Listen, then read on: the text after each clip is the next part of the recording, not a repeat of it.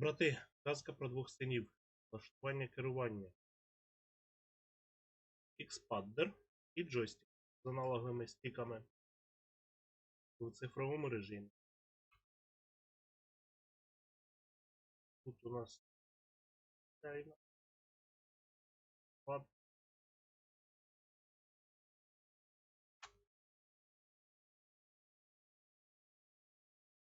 Тут ліво.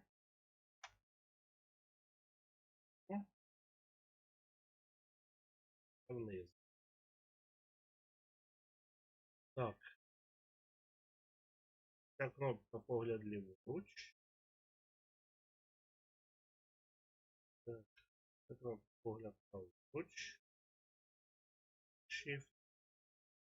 Так, взаємодія старш. Так.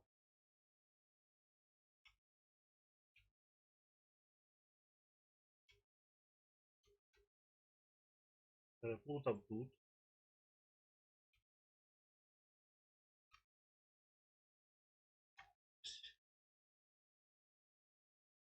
І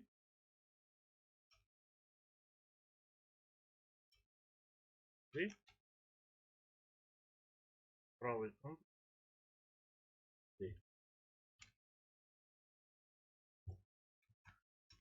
Ось так влаштований паддер.